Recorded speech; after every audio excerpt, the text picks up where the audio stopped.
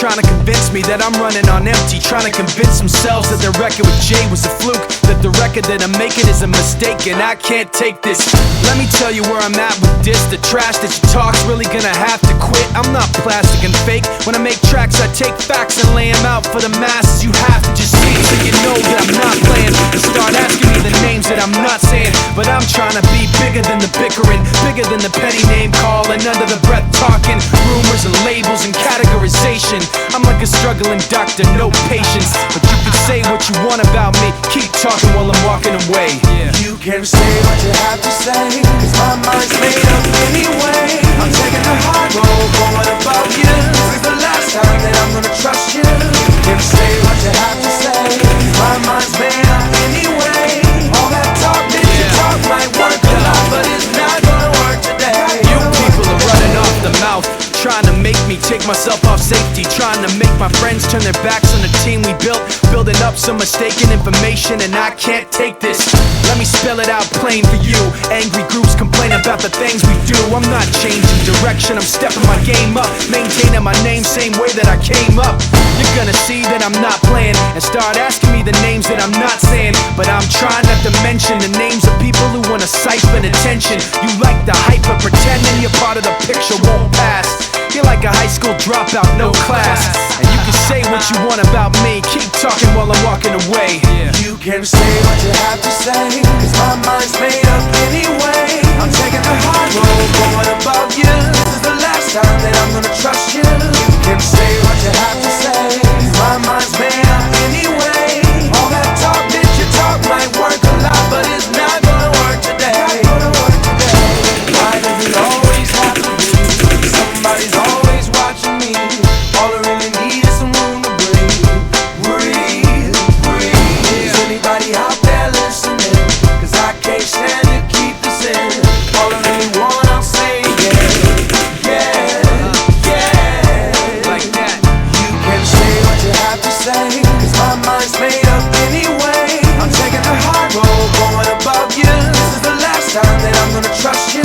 You can say what you have to say, 'cause my mind's made up anyway. All that talk that you talk might work a lot, but it's not gonna work today.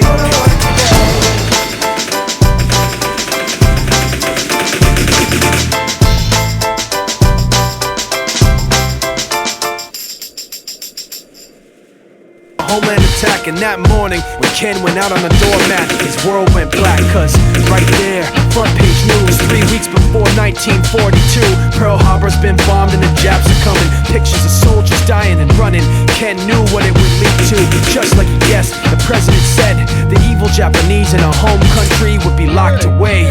They gave Ken a couple of days to get his whole life packed in 2 bags, just 2 bags. Couldn't even pack his clothes. Some folks didn't even have a suitcase to pack anything in, so 2 trash bags is all he gave them. And when the kids asked Mom, where are we going, nobody even knew what to say to them. Ken didn't want to lie, he said the US is looking for spies, so we have to live in a place called Manzanar, where a lot of Japanese people are. Stop it, don't look at the... You don't wanna get the soldiers wondering if you're gonna run or not, 'cause if you run then you might get shot. Other than that, try not to think about it. Try not to worry about it being so crowded, 'cause someday we'll get out. Someday, someday.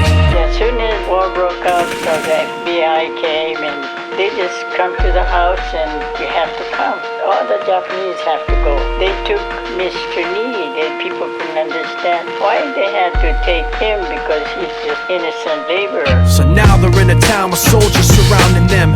Every day, every night, look down at them. From watchtowers up on the wall, Ken couldn't really hate them at all. They were just doing the job, and he wasn't gonna make any problems.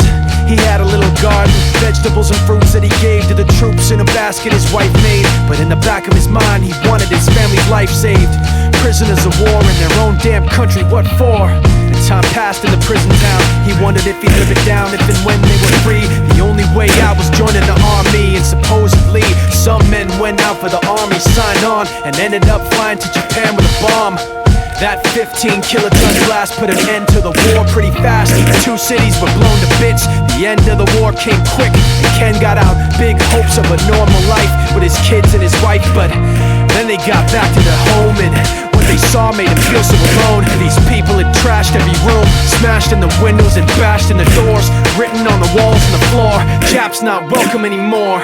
And Kenji dropped both of his bags at his sides and just stood outside. He looked at his wife without words to say. She looked back at him, wiping tears away, and said, someday we'll be okay, someday. Now the names have been changed, but the story's true. My family was locked up back in 42. My family was there where it was dark and damp, and they called it an internment camp. When we first got back from camp, it was pretty bad. I remember my husband said, oh, we're going to stay till last. Then my husband died before they closed the camp.